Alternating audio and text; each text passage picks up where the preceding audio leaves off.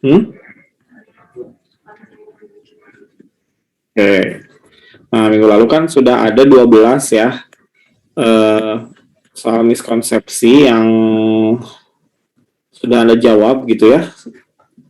Jadi lumayan tegang saya juga menunggu Anda menjawab karena ternyata memang masih banyak yang terbalik-balik gitu ya. Yang harus seharusnya konsepnya benar, Anda jawab salah gitu ya. Atau sebaliknya, konsep yang salah Anda jawab benar gitu. Sebentar, saya sudah share belum ya itunya ya, soal-soalnya belum ya? Belum, Pak. Belum ya, oke. Kita coba lihat aja bersama-sama. Itu pakai apa, Kahoot ya? Bentar, saya mohon maaf izin tidak menyalakan kamera ya, karena sinyalnya lagi naik turun, jadi suka putus gitu di tengah-tengah. Nah, saya cari dulu soalnya.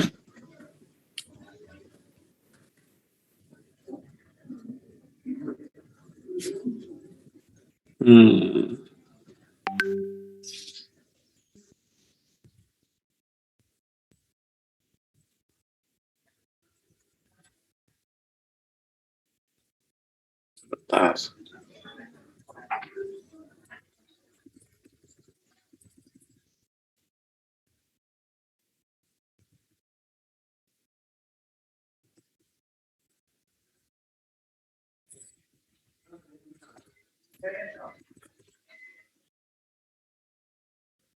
Oke.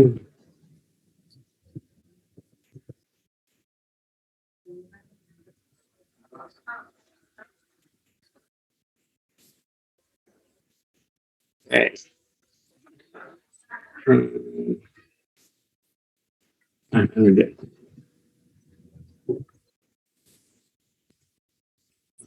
Up.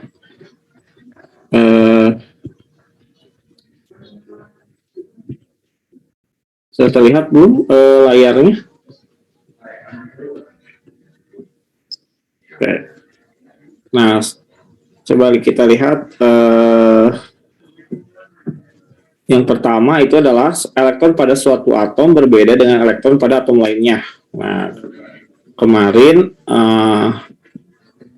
Anda sudah menjawab, dan kalau yang ini masih ini ya, belum banyak yang keliru. Bentar, mana ya? Excelnya sudah saya download. Nah, ini.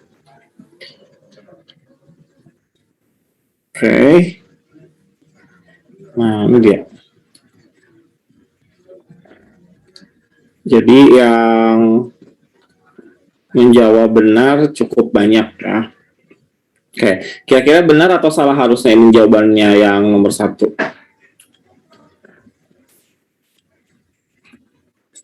Elektron pada satu atom berbeda dengan atom pada elektron pada atom lainnya. Apakah elektron pada atom yang berbeda itu sifatnya berbeda gitu kan? Harusnya beda atau sama?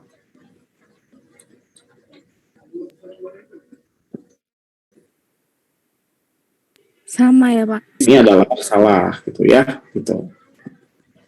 Oke. Nah, ini. Jadi ini sebetulnya hanya permainan kata ya.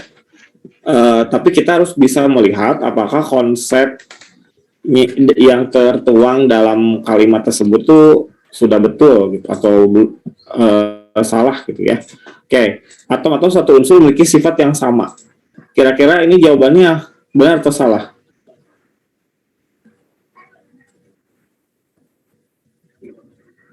Kalau ada unsur gitu kan, itu kan tersusun dari atom-atom. Nah, atom-atomnya itu sama atau beda-beda tuh sifatnya dalam satu unsur? Sama ya, Pak. Sama harusnya ya. Anda kemarin masih ingat jawabannya sama atau beda? Sama, Pak. Sama ya. Oke. Jadi untuk soal yang nomor 2 itu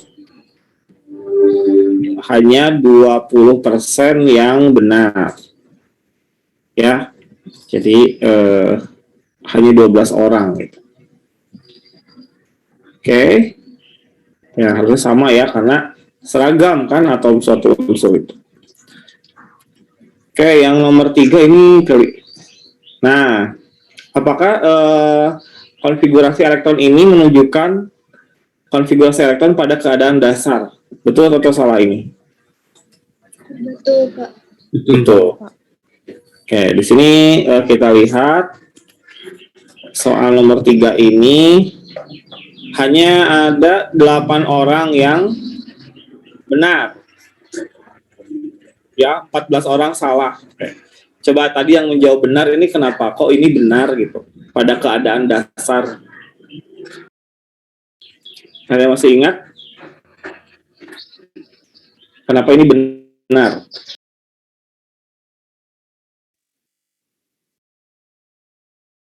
Oke. Coba pastikan yang aneh adalah di sini nih. Ya. Di yang sebelah kanan ini. Nah. Oke. Apakah pengisian elektron seperti ini diizinkan gitu kan pertanyaannya? Coba diizinkan tidak pengisian elektron seperti ini? Tidak, Ada yang Pak. masih? Hah? Tadi kan ini keadaan dasar, berarti kan ini benar jawabannya tadi ya disampaikan oleh beberapa orang tadi. Oke, nah ini apakah diizinkan pengisian elektron seperti ini? Coba. Diizinkan, Pak. Diizinkan ya. Oke. Jadi ada berapa aturan yang menjadi petunjuk yang menjadi pedoman untuk pengisian elektron? Ada berapa aturan? 3 gitu ya. Yang pertama adalah aturan siapa? Aufbau, aturan Hund, dan larangan Pauli gitu kan. Nah, sekarang untuk aturan Aufbau itu apa? Ada yang masih ingat Aufbau?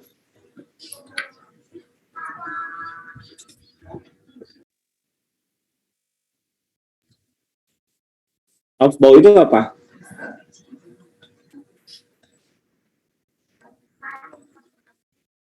Aufbau itu berarti elektron mengisi orbital dari energi yang rendah ke energi yang tinggi, gitu kan? Iya, Pak. Ya. Okay. Nah, sekarang apakah kotak-kotak pada 3P ini energinya berbeda? Energinya sama, Pak. Sama, ya. Karena kalau beda tuh pasti dijeda gini ya. Atau kalau misalnya kita lihat bertingkat, berarti ini ada di tangga yang sama gitu ya, ada di tingkat yang sama. Oke, berarti tidak menyalahi. Kemudian kalau melihat aturan Hund gimana? Elektron diisi di suatu orbital sendiri-sendiri dahulu baru berpasangan. Oke, pengisian elektron pada orbital yang energinya sama gitu kan? Itu adalah paralel dulu kan?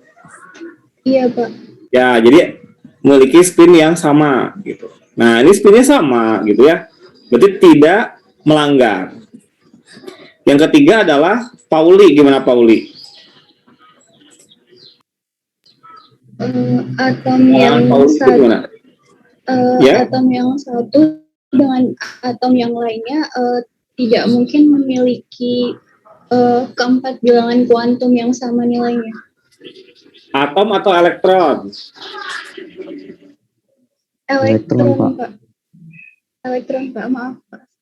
Ya, elektron ya. Jadi elektron dalam satu unsur tidak mungkin memiliki bilangan kuantum yang sama empat-empatnya. Nah, jadi tidak mungkin saya di sini spinnya setengah, ada setengah lagi ya. Jadi ini sesuai dengan 3 aturan tadi. Nah, jadi yang tadi masih menjawabnya salah ini kan ya, karena kita harus ingat bahwa ketiga orbital ini energinya sejajar, sama gitu, tingkat energinya sama. Oke, sampai sini yang mau ditanyakan silakan.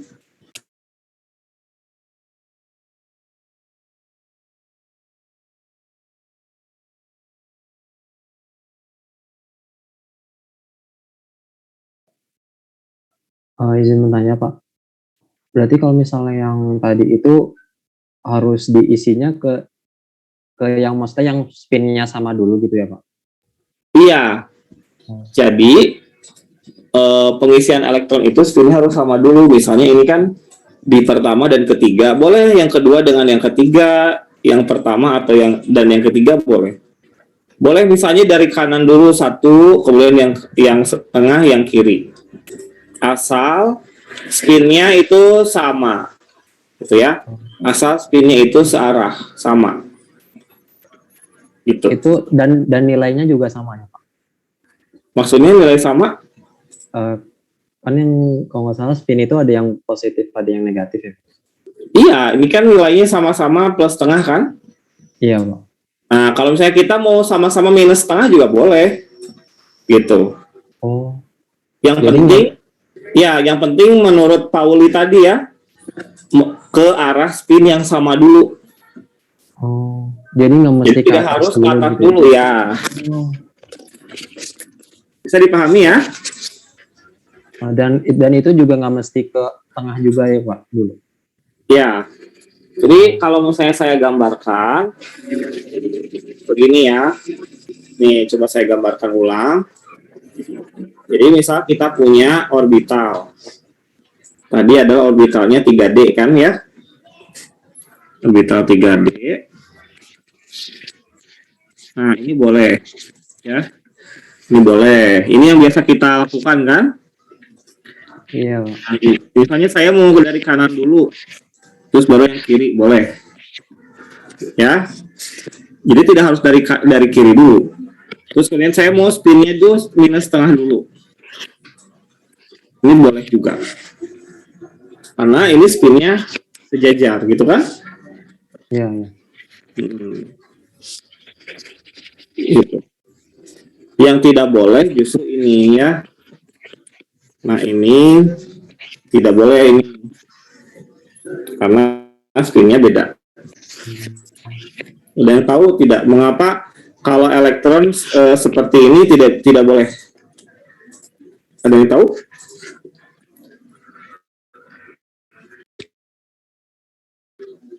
Ya karena kalau spinnya seperti ini kan nilai spinnya sama dengan 0 ya. Nah, itu tidak boleh karena pada saat 0 ini energi orbitalnya akan sangat tinggi ya. Energi total orbital ini akan sangat tinggi. Sehingga pada saat ada elektron berikutnya akan masuk, itu akan gimana? Ya energinya tidak tercapai gitu kan ya. Tuh.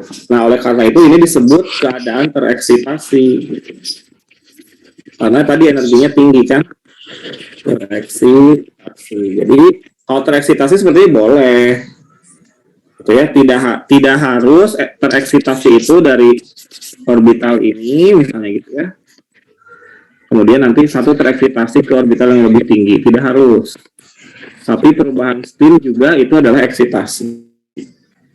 Ya, jadi tadinya apa namanya asalnya kan begini, misalnya. Nah, asalnya begitu ya. Kemudian ada tereksitasi. Nah, ini dia akan berubah spinnya. Tuh, gitu. Ya, jadi dengan perubahan spin ini energinya akan lebih tinggi.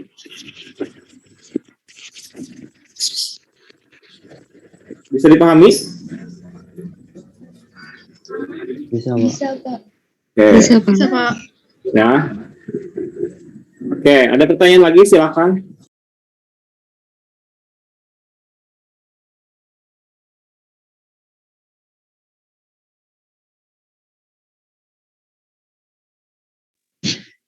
Dari saya belum ada, Pak.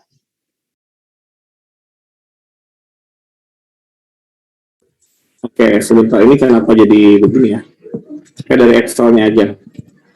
Nah, nomor 4, gaya van der Waals adalah reaksi antar molekul yang terjadi pada apa nih? Pada semua senyawa, betul tidak?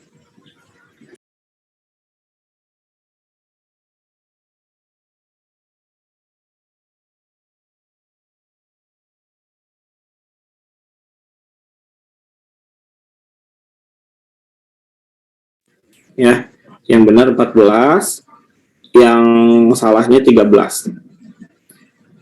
Kira-kira jawaban yang betulnya tuh ini betul atau salah? Gaya van der Waals adalah interaksi yang terjadi pada semua senyawa. Salah ya Pak. Kenapa salah?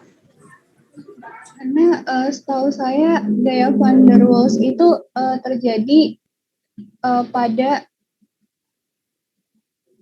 partikel yang mempunyai muatan.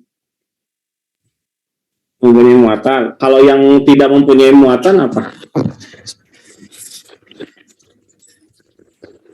Gaya apa namanya? Kalau partikelnya tidak mempunyai muatan.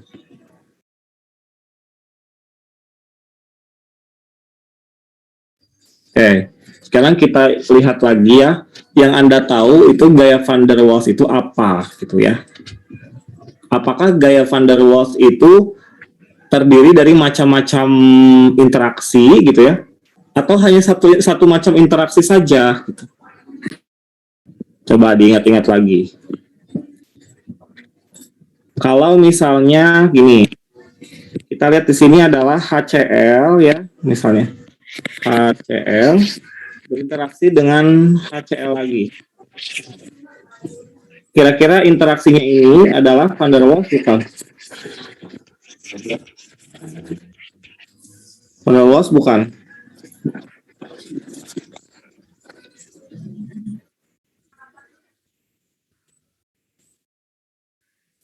Yo, masih ingat? Kalau belum ingat saya tambahkan. Misalnya di kita punya H2O ya.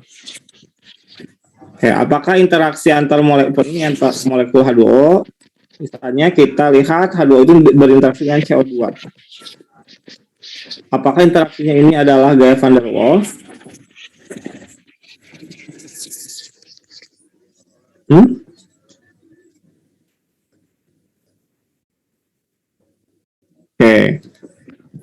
Ayo, ada yang penelitiannya tentang gaya interaksi antar molekul kah?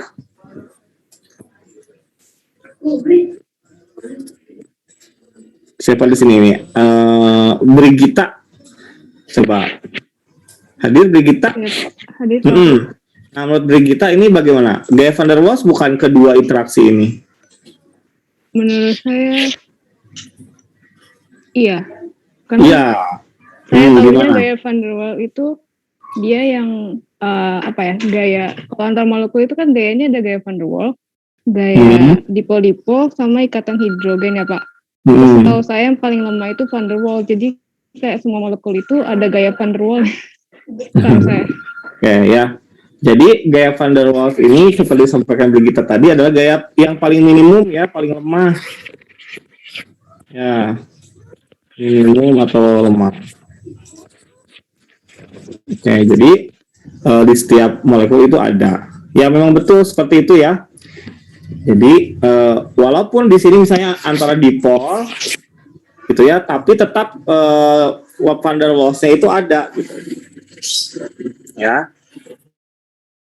Jadi hanya saja memang dipol-dipolnya ini adalah yang dominan gitu. Misalnya ini ya antara dipol dengan antara ini sinyal polar kan dengan ini non polar adalah dipol sesaat atau dipol terinduksi ya. Nah dipol sesaat atau dipol terinduksi juga adalah salah satu gitu ya gaya interaksi yang dikelompokkan sebagai gaya van der Waals. Nah, nanti Anda ingat cari lagi ya, baca lagi gaya apa saja ya, ada beberapa itu yang termasuk gaya van der Waals dan itu adalah semua senyawa gitu, termasuk air dengan air pun demikian ya. Walaupun di sana ada ikatan hidrogen itu adalah gaya dipol-dipol juga yang kuat gitu ya. Tapi tetap di sana gaya van der Waals itu juga ada gitu. Hanya saja memang yang dominan itu adalah ikatan hidrogen. Baik, terkait ini ada yang ditanyakan? Saya mau tanya Pak. Ya, silakan. Kalau yang berarti untuk yang van der Waals itu nggak mesti terjadi antara molekul non-polar dengan non-polar juga, Pak. Berarti bisa pakai polar. Ya. Nah, untuk non-polar dan non-polar kita tahu kan gaya dispersi London ya. Oke, betul tidak gaya dispersi London? Benar, Kak. Ya, dispersi London. Nah, jadi gaya van der Waals itu gaya dispersi London itu adalah salah satu dari gaya van der Waals. Jadi gaya van der Waals itu tidak hanya satu macam ya, gitu, tapi gabungan beberapa interaksi gitu. Gitu ya. Nanti coba dicek lagi di catatannya ya, kimia dasar interaksi seperti apa yang dikelompokkan ke dalam gaya van der Waals. Oke, kita lanjut dulu ya. Yang kelima, nah NH4Cl hanya memiliki ikatan kovalen. Ini rata ya 13-13, oke. Coba seharusnya jawabannya betul atau salah ini? NH4Cl memiliki ikatan kovalen. Betul atau salah?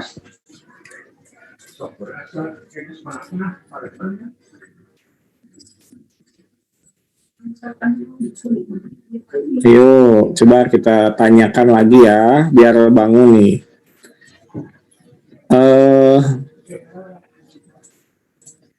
Siapa nih?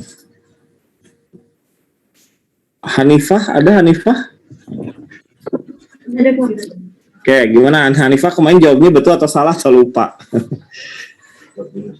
Saya lupa juga, Pak. Kenapa? Saya juga lupa saya jawab apa, Pak. Nah, oke, tapi sekarang kalau ditanya jawabannya yang mana? Betul atau salah? Salah. Salah. Kenapa salah? Dari sini, dari yang saya cari nih, NH4Cl itu ada ikatan kovalen sama ikatan koordinat. Oke. Terus ada ikatan apa lagi? Ada ikatan kovalen koordinasi, terus ada ikatan apa lagi di sana?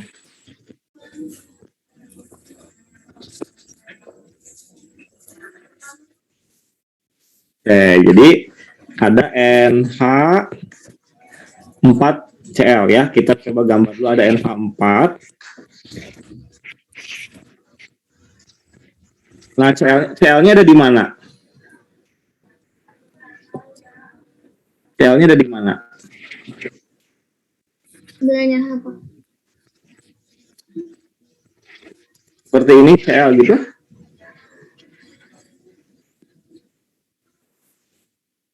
Seperti ini. Oke, ini H ada dua tangan, boleh? Enggak. Nggak boleh. Oke, jadi gimana cara gambarnya? Berpasangan dengan N juga. Iya, Pak. Nah, Jadi si berpasangan CL dengan itu N, jadi di sini Cl gitu ya? iya. Iya, Pak. Oke. Oke, jadi kalau saya perbaiki itu ada seperti ini. Gitu?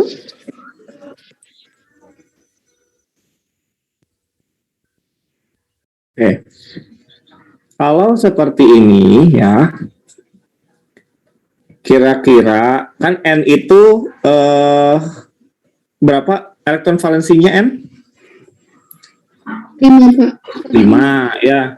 Oke, 5. Kalau kita gambarkan strukturalisnya kan begini ya. Oke. Nah, yang 3 ini dipakai oleh H yang 3 ya. Oke.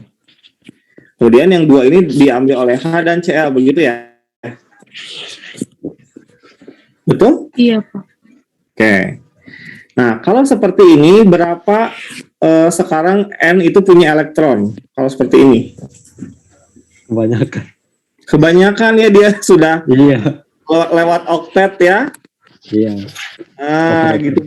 Kan tidak boleh ya kalau N, karena dia unsur periode 2 ya. Ya 2, betul. Tidak bisa lewat oktet.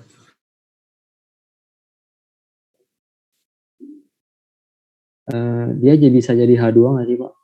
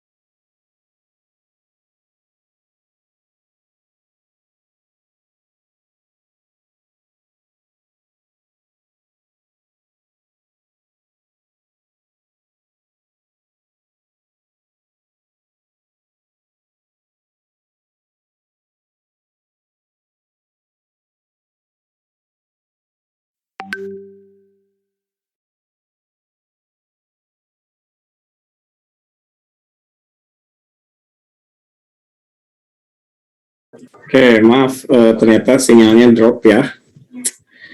Oke, kita lanjutkan. Tadi sampai mana? NH4Cl ya. Oke, di sini NH4Cl itu kan berarti kita punya N. Oke, N yang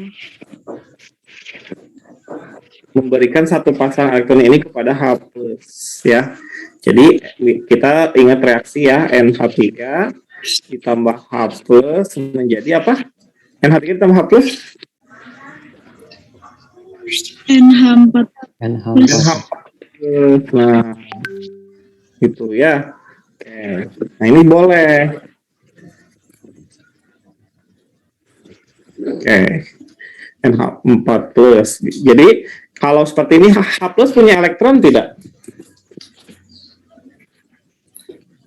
Punya apa satu? H+. Coba. H berapa elektronnya? Tidak, Pak. Ya, H1. Pak. Kalau H+ berarti tidak punya elektron ya, berarti dia menyumbang elektron tidak? Tidak, Pak. Tidak menyumbang. Kalau elektron hanya disumbangkan oleh salah satu atom, namanya ikatan apa? Koordinasi. Oke, nah ini adalah ikatan koordinasi. Itu. Sehingga secara keseluruhan kita sebut ini NH4+. Ya, dan ini sudah oktet. Berarti Cl-nya kemana?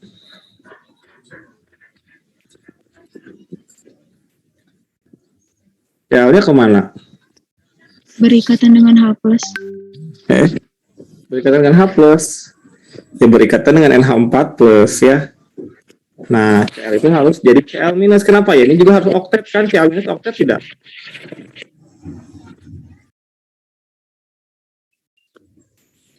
Cl kan elektronnya 7, kalau minus jadi 8, oktet juga kan.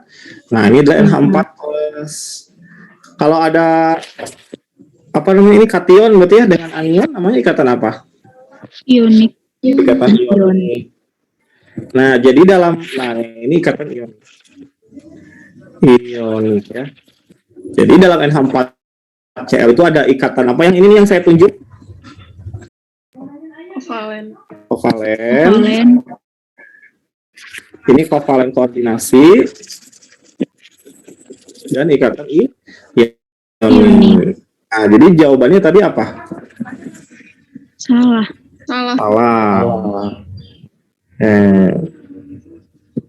Nah, itu jadi kita lihat ya. Jadi di sini kita lihat bahwa ikatan ionik terdiri dari atom-atom jenisnya apa? Logam dan non-logam atau apa? Semuanya non-logam ya. Jadi bisa tidak kalau ada yang bertanya? Mungkin tidak unsur non-logam membentuk ikatan ionik dengan unsur non-logam lagi. Jadi jawabannya bisa atau tidak? Bisa. Bisa ya. Sehingga jargon. Nah, kemarin Bu Yuli menyebutkan jargon ya. jargon bahwa senyawa ionik itu harus apa? Logam dengan non logam Logam. itu jadi tidak relevan lagi ya. Tidak relevan.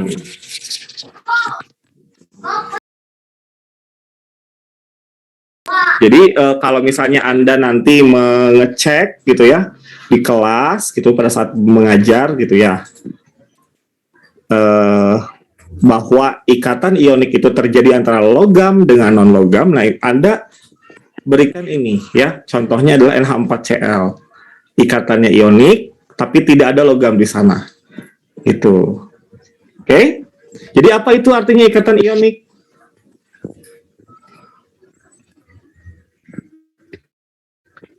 Ikatan yang terjadi antara apa?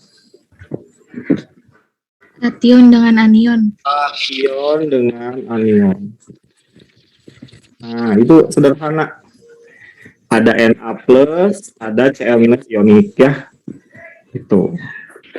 NH4 plus dengan SO4 2 minus ikatan ionik bukan?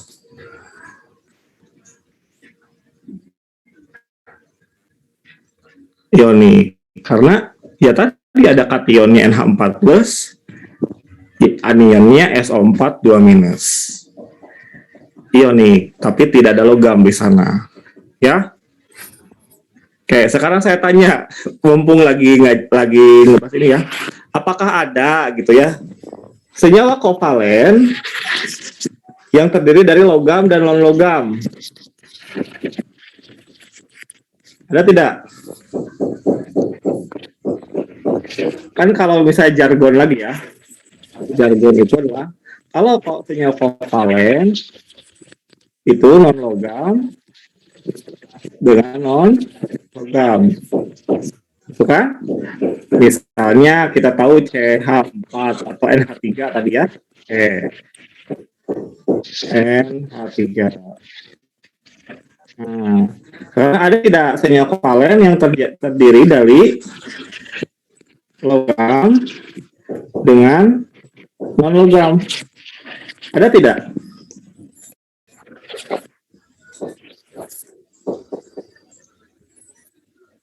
Ayo, sudah belajar semua macam kimia ya, kimia analitik, kimia organik, kimia fisik, kimia anorganik, biokimia ya.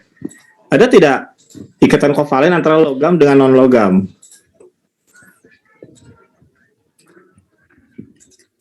Yo, siapa yang masih ingat?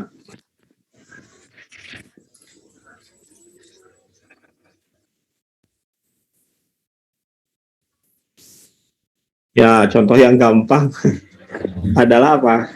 Anda masih tahu reagen Grignard? Masih tahu reagen Grignard? Kalau belajar kimia organik, Anda harusnya masih ingat reagen Grignard. Itu adalah misalnya kita punya alkil gitu ya, ada Mg, ada Br. Nah ini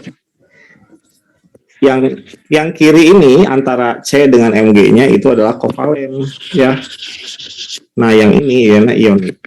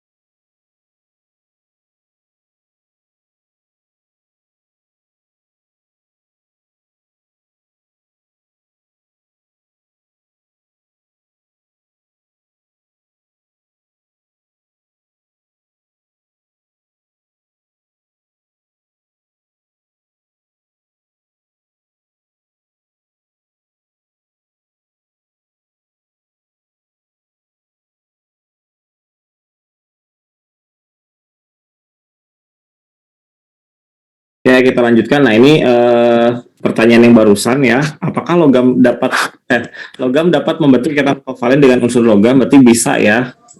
Jawabannya benar. Oke. Di sini ya banyaknya yang menjawab benar ya. Nah, jangan lupa kita ingat dengan ikatan koordinasi ya. Misalnya antara apa? Misalnya NH3 ya. NH3 dengan boron misalnya gitu. Bentar.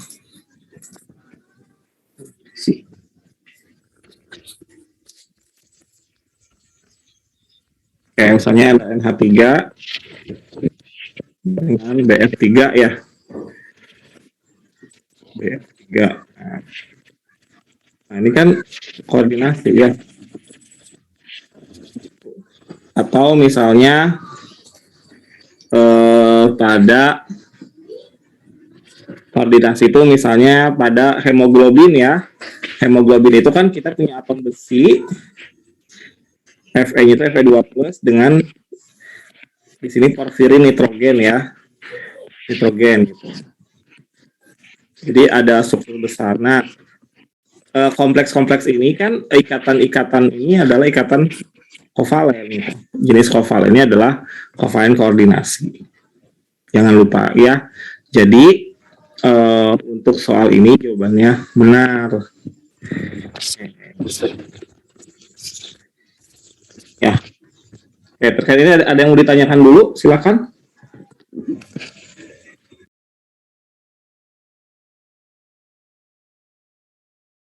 Sudah jelas ya. Oke, dikit lagi. Di sini senyawa dengan struktur simetris bersifat nonpolar, betul salah? Di sini ada 16 orang yang menjawab salah. Menjawab benar malah ya. Oke. Padahal jawaban yang sebetulnya adalah salah. Mengapa? Ayo. Mengapa kok yang simetris itu bersifat nonpolar itu salah? Mengapa? Coba ada yang bisa memberi argumen tidak?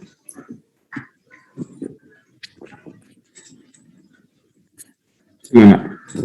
H2O simetris tidak ya kalau saya tanya?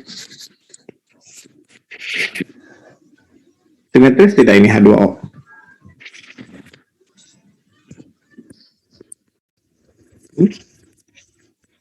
H2O simetris tidak? Oke, coba kita tanya. Tidak. Tidak simetris. Kenapa H2O tidak simetris? Resti. Karena ada pasangan elektron bebasnya. Oke. Kan begini ya. H2O itu bentuk geometrinya apa ya? Bentuk geometri. Coba ingat lagi bentuk geometri. Ada berapa domain pada H2O?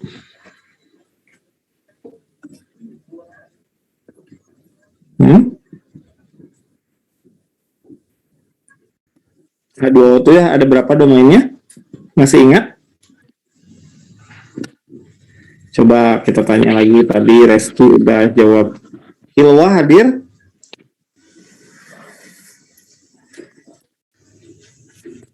Halo Hilwa. Oke, Putri hadir Putri. Hadir, Pak. Nah ya Putri, H2O itu ada berapa domainnya, domain elektronnya? 2, bukan, Pak. 2, dari mana 2? Soalnya saya ingatnya notasinya itu AX2E2 bentuknya V. AX2E2 ya, oke. Apa artinya 2 yang ini dengan 2 yang ini? Ayo, nah ini dihafal semua nih, jadi nggak tahu ini artinya apa. Ayo. Artinya X itu pasangan elektron ikatan, Pak. Kalau yang E itu pasangan elektron bebas. Ya, betul ya. X ini menunjukkan elektron ikatan, E itu elektron bebas. Oke, terima kasih. Berarti kalau demikian ada dua pasangan elektron ikatan dan dua pasangan elektron bebas, berarti domainnya berapa ini? Domainnya 4. Kalau domainnya 4, bentuk geometrinya apa? Yang 4 coba ingat-ingat lagi. Ada yang masih ingat? Tetrahedral. Ya. Jadi oksigen ini menempati bentuk tetrahedral. Dua hidrogennya ini ada di sini di bidang yang sama. Pasangan elektron bebasnya ini ke depan, ke arah mata ya, yang ini ke belakang gitu. Oke, kalau bentuknya seperti ini, kira-kira simetris tidak?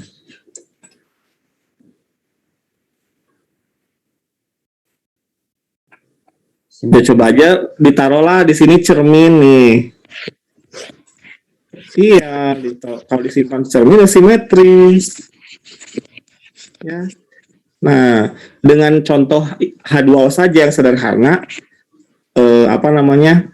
jargon. Ini tadi kan jargon lagi.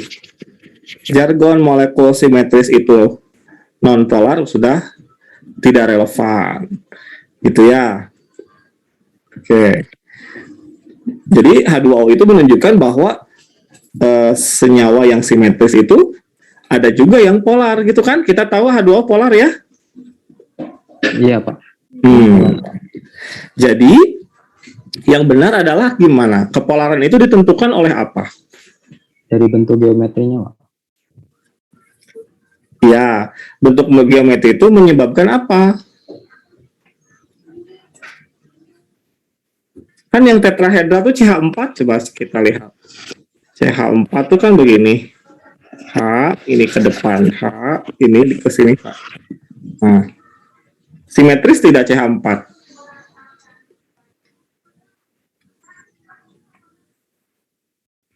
Simetris juga kan? Simetris kalau kita pasang bidang di sini ya. Tuh ada H yang ke depan, ada H yang ke belakang. Simetris. Tapi yang ini nonpolar. Sama-sama tetrahedral lagi. Jadi apa yang menyebabkan kepolaran itu? Masih ingat?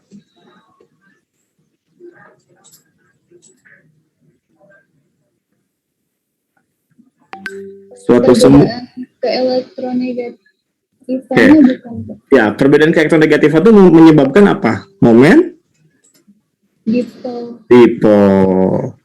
Ya, jadi senyawa polar gitu kan? Momen dipolnya berapa? Tidak sama dengan 0 gitu ya? Iya, Pak.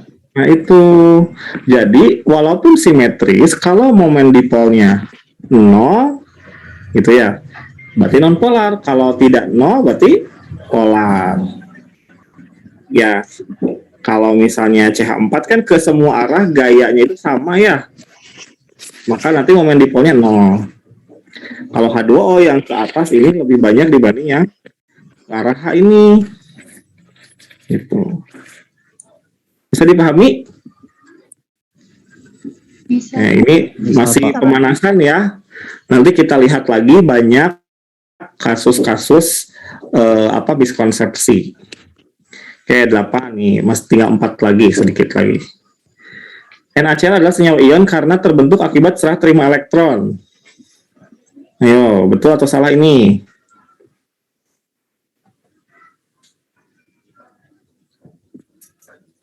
Ayo. Di sini yang menjawab salah 3, yang menjawab betul 18. Coba betul atau salah? Betul ya, Pak. Betul karena ada serah terima elektron? Iya, Pak. Iya, Pak. Karena ikatan ionik setelah terima elektron. Tadi baru dibahas ikatan ionik itu akibat apa? Kation anion. Kation anion, berarti ini jawabannya salah ya. Itu. Ya. Jadi yang kita lihat hanya kation dan anionnya saja gitu. Coba saya tanya ya, di laut ada Na plus, ada Cl minus, atau ada Na, ada Cl? Pada garam di laut yang terlarut gitu, Na plus sama Cl. Na plus dan Cl minus tidak ada di sana. Oh, saya mau membuat NaCl senyawa ion ini, Na memberikan elektron ke Cl dulu gitu kan, enggak. Langsung dari ada Na plus, ada Cl minus gitu. Ya, betul tidak? Iya, Pak. Tapi gitu kan, tapi kalau kita reaksikan Na dengan Cl2 gitu kan, makanya betul akan membentuk NaCl. Dan di sana terjadi Na menyerahkan elektron ke Cl jadi Cl minus, gitu kan? Dan Cl menerima elektron dari Na, Na-nya jadi Na plus. Tapi NaCl itu ya tidak harus seperti itu pembentukannya. Ya, walaupun ada Na plus dan Cl minus di laut gitu, kemudian kita keringkan, airnya kita uapkan, ya tetap aja terbentuk NaCl kan? Ya. Jadi tadi ya kita kembalikan lagi ke pengertian yang tadi bahwa NaCl itu adalah senyawa ion karena terbentuk dari Na plus dan Cl minus. Ada kation Na plus, ada anion Cl minus. Ya. Jadi hati-hati ini karena jargon-jargon seperti ini ya tidak relevan gitu. Ya. Oke, kita lanjutkan lagi. Etanol adalah senyawa dengan gugus fungsi alkohol. Betul salah? Salah, Pak. Salah ya. Harusnya gugus fungsi apa? Hidroksil. Hidroksil. Nah, ini betulnya banyak tuh ya. 24. Ya kok ini 24 malah banyak ya, harusnya salah kan? Ya, oke. Jadi tidak ada gugus fungsi alkohol, adanya gugus fungsi hidroksil. Kalau alkohol itu kelompok senyawa, ya, karena etanol itu hanya memiliki gugus OH di dalam strukturnya, maka dia adalah senyawa alkohol. Tapi bukan gugus fungsinya bukan alkohol, gitu ya, paham? Paham, Pak. Ya, oke. Lagi, setiap reaksi,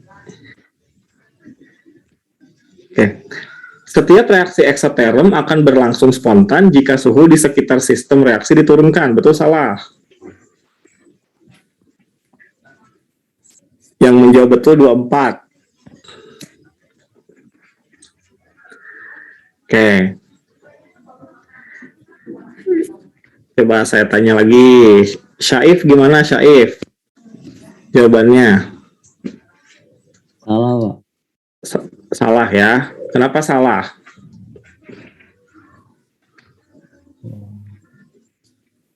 Saya belum tahu alasannya, Pak. Oke, jadi begini. Kan kita sering mengetahui bahwa reaksi yang sangat eksoterm itu yang spontan gitu ya. Tapi ya tidak 100% benar. Kenapa? Ya, contoh reaksi eksoterm kan adalah pembakaran ya. Gitu. Coba kalau misalnya saya simpan ya, misalnya ada minyak solar gitu ya, minyak solar saya tumpahkan di lantai gitu, di udara ada oksigen tidak? Ada, Pak.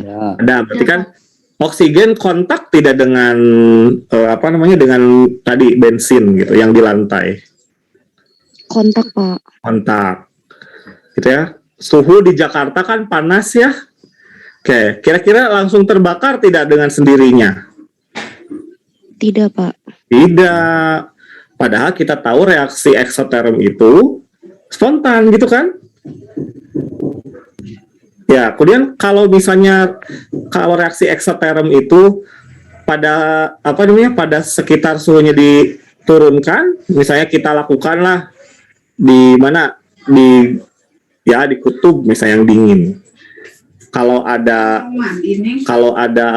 bensin kemudian kita biarkan gitu ya, malah tidak terjadi apa-apa juga gitu kan, padahal oksigen di udara banyak. Nah, berarti spontan itu kalau kapan? Ada yang tahu?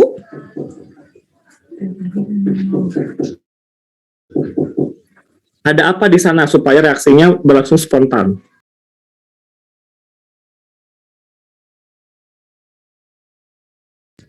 Kalau energi aktivasinya mudah terlampaui, gitu kan? Ya, kalau energi aktivasi terlampaui, reaksi berlangsung tidak? Berlangsung, Pak. Berlangsung, ya.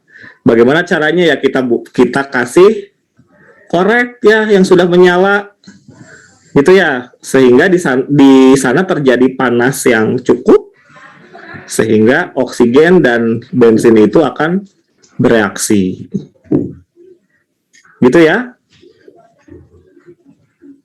Oke, jadi walaupun sistem reaksi diturunkan, tapi energi aktivasinya belum terlampaui, maka reaksi belum berlangsung gitu. Padahal kita yakin ya, betul eksoterm itu kalau suhu reaksinya diturunkan atau suhu lingkungan diturunkan, maka dia akan semakin berlangsung spontan, gitu ya.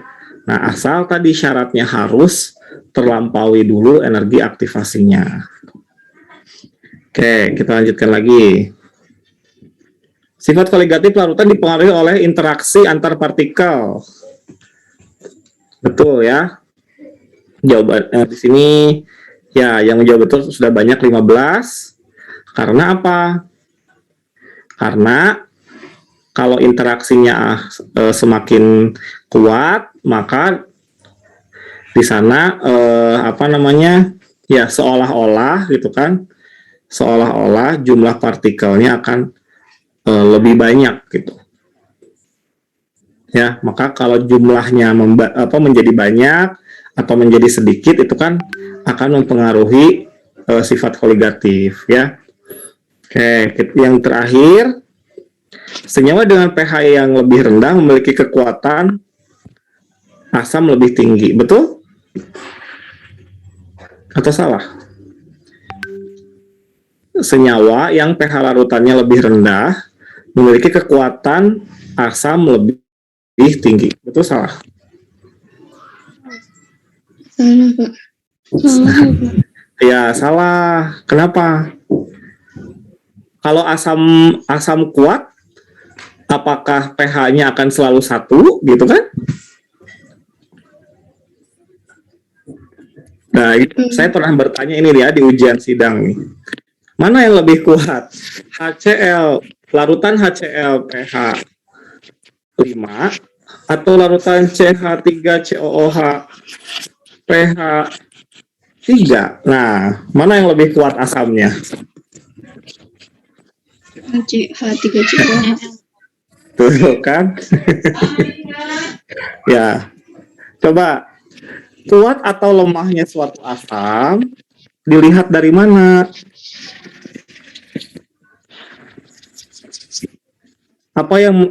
Indikator apa yang menunjukkan oh ini asam kuat, ini asam lemah, dari mana? Dari kemungkinan melepas H+ ya, Pak? Ya, itu ditunjukkan dengan nilai apa? Ada nilainya itu. Nilai apa namanya? KA bukan, Pak? KA. Gitu. Ya. Apakah KA ini menunjukkan pH? Setahu saya KA berbanding lurus dengan pH, Pak. Ya memang gitu. KA berbanding lurus dengan pH, karena nanti kalau kita hitung pH suatu asam lemah, maka kita memerlukan data KA ya, gitu kan? Iya, Nah, Pak. ya, tapi apakah kalau misalnya kita kembali lagi ke sini ya, kan CH3COH itu KA-nya itu 10⁻⁵ ya. Nah, HCl ini KA-nya saja itu sudah 10⁻15. Apakah dengan pH 5 dan pH 3 ini menyebabkan HCl menjadi asam lemah? Itu pertanyaannya kan? Apakah karena pH 5 HCl menjadi asam lemah?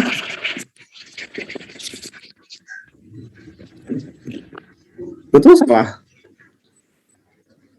Salah, Pak. Salah. Salah. Iya, karena walaupun pH-nya 5 ya tetap HCl ini asam uap gitu.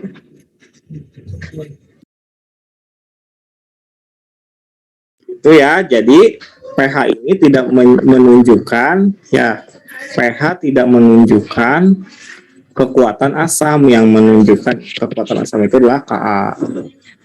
Ya, tapi memang gitu. Kalau 0,1 molar HCl itu kan pH-nya 1 ya. Kalau 0,1 molar CH3 COH itu pH-nya berapa?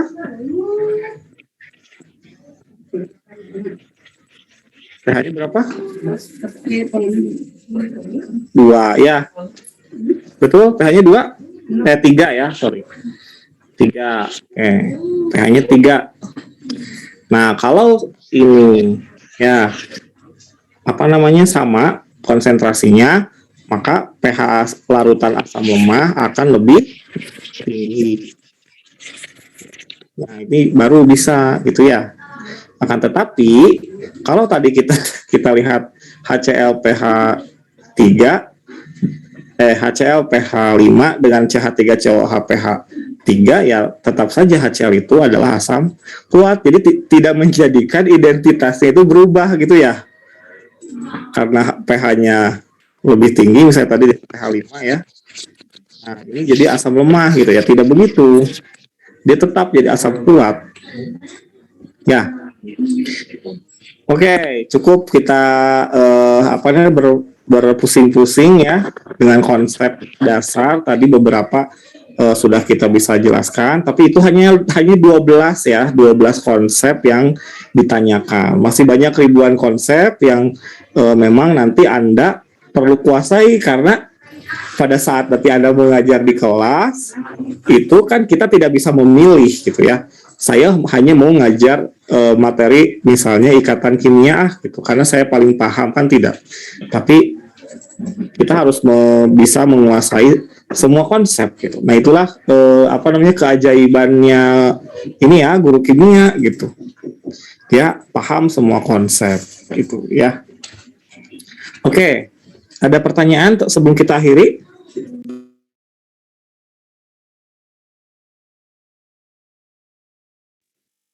Dari saya belum ada pertanyaan, Pak. Oke, kalau belum ada pertanyaan, nanti disiapkan tugasnya ya dari Bu Yuli minggu lalu, jadi mencari artikel ya. Sudah dapat belum artikelnya? Sedang proses mencari, Pak.